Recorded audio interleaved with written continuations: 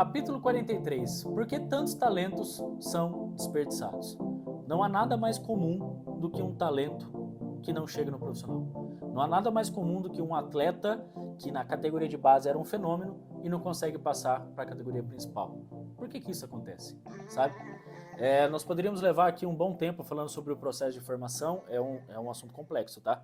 Nós poderíamos aqui falar que os clubes muitas vezes não estão preparados, as famílias muitas vezes não estão preparadas para esse momento, os atletas não estão preparados para esse momento, mas acho que seria injusto falar que o problema é um só, até porque futebol é centenário, né? Já existe há muito tempo, e ninguém nunca conseguiu achar a solução para isso. Até porque eu sempre falo que uma média de 3 a 5% dos jogadores que estão na categoria sub-20 sobem para o profissional. E os outros? São incógnitas. Você não sabe o que vai acontecer. Mas o que é mais comum ainda são atletas que durante todo esse período de categoria de base eram considerados assim, ó, esse é dinheiro em caixa. Esse aí é o novo Pelé. Esse é o novo Ronaldo Fenômeno. Esse é o novo Neymar. E quando chega com 20, 21 anos, ele nem joga bola, mas ele joga. Muitas vezes ele é o craque do campeonato interno que é feito da firma, sabe?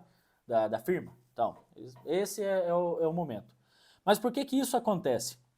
Eu começo a tentar entender qual que é o processo e passar para vocês pais para que o seu filho não caia nesse limbo, não caia nessa situação. Até porque o que eu mais quero é que ele tenha sucesso e que ele avance. Também tentando entender que, por muitas vezes, o atleta que é a segunda, a terceira opção na lateral direita vira o profissional e o atleta que sempre foi da categoria de base, o top, não chega. Mas eu acredito que existem duas situações que acabam explicando o porquê desse desperdício, o porquê que esses atletas acabam não chegando, tá? Primeiro, a situação do clube em si, do clube de categoria de base. Muitas vezes, seja no time da Série A ou no time da Série B, o time tá mal das pernas, sabe? Tá lá no meio da tabela para baixo, né? E aí tem que encontrar uma solução. Qual que é a solução? E quando está mal das pernas, pode saber que muitas vezes o time está com problema financeiro, né? Aí o que precisa fazer? A solução está na categoria de base. Vamos olhar os jogadores que estão na categoria de base que têm condição. Esse jogador que sobe de uma categoria de base, seja do sub-17 ou do sub-20, ele já sobe com uma responsabilidade muito grande, né? Uma responsabilidade de ter que tirar o time da situação que está, aonde os jogadores que já são profissionais, já são experientes, não estão conseguindo resolver. É mais ou menos o seguinte, chega lá e resolve. Então isso é um pouco complicado. Você joga uma responsabilidade no ombro do atleta que talvez ele não poderia ter. Ah, mas ele é um atleta profissional, ele tem que estar preparado para isso. Concordo. Só que a média dos jogadores que sobem um profissional e começam a jogar é de 22 a 24 anos. Então a gente não pode colocar essa pressão no menino. Não, mas ele é profissional, ele tem que ter, ele trabalha para isso, ele treinou a vida inteira para isso. Tudo bem, mas a resposta não é tão simples assim. Até porque o atleta não está pronto. Ele, quando não rende, é crucificado. O que tem de torcida, principalmente dos times, que acabam crucificando o jogador, não tendo paciência devida para esse jogador amadurecer, ele ter uma constância, ele ter uma sequência de jogos, acaba acontecendo isso. E aí, no final das contas, o atleta não rende o que era esperado. Mas por que não rende o que é esperado?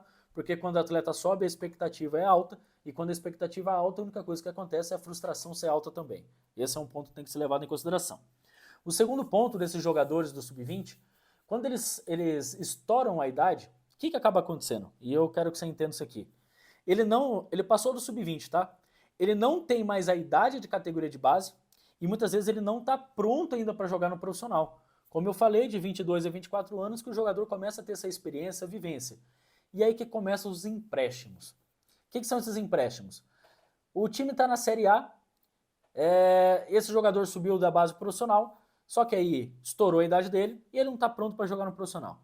Aí começam os empréstimos para time de Série D, segunda divisão de estadual e por aí vai. É um choque de realidade muito grande para o atleta. Vou dar um exemplo, parece que é besta, né? Mas o atleta aqui, ó, nesse time de Série A, o meião não tinha um furo. E ó, tinha até elástico. O meião tinha elástico, material bonitinho, tem pós-treino, tem tudo. Aí ele chega no outro time, que é uma realidade totalmente diferente, onde ele no alojamento ele fica com vários atletas, a alimentação não é uma boa alimentação e não tem elástico no meião. Aí o que acontece? É um choque de realidade muito grande. Mas esse é o futebol de verdade. Esse aqui é o futebol da maioria. É isso que a maioria está acontecendo, tá? Que está buscando lugar ao sol, que está vivenciando. Não isso aqui. Isso aqui é uma minoria. Isso aqui é uma minoria que acaba acontecendo. E aí o atleta acaba se estimulando e por algum motivo acaba ficando pelo caminho. O que mais tem é atleta que fica pelo caminho por causa disso. E aí acaba vivendo de passado, sabe? Esse é o grande problema do atleta. Quando ele acaba vivendo de passado, sabe? Não, porque há 3 anos atrás eu fui o artilheiro da categoria sub-20. Pô, foi há 3 anos atrás. Quero saber o que você está fazendo hoje. Quero saber qual que é o teu planejamento para fazer daqui 2 anos. Então, acaba vivenciando e vivendo disso, sabe? Tem jogador que vive de fama de uma competição que fez.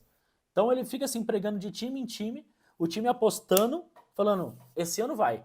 Esse ano vai ser o mesmo ano que ele fez lá em 2015. Aí nós estamos em 2023 e não vai. Aí estamos em 2024, vai ser o ano de 2015 e não vai. E aí por aí vai, né? Agora tem 3 perspectivas, ponto de vista diferente que acaba analisando esse ponto. Eu começo a falar pela visão do próprio treinador. O treinador acaba vindo uma ordem de cima da diretoria e fala, olha, esse jogador é o craque, ele tem que jogar. Então ele acaba querendo enquadrar o jogador a todo custo no sistema dele de jogo. O jogador não encaixa e ele tem que mudar o seu sistema para esse jogador poder vingar, né? O que acontece? Isso pode facilitar para o processo de formação? Pode, mas quem diz que foi fácil? Quem diz que é fácil esse processo? Não é assim que funciona.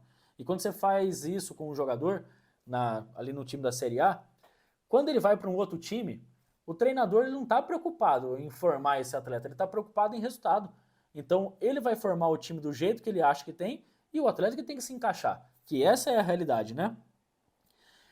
Tem atleta, treinador, né? Que quando o jovem é uma revelação, principalmente das posições da frente, meio, ataque, centroavante, ele fala o seguinte para ele, fica tranquilo, não se preocupe com a parte defensiva, simplesmente se preocupe a hora que a bola chegar no teu pé e você resolver o jogo.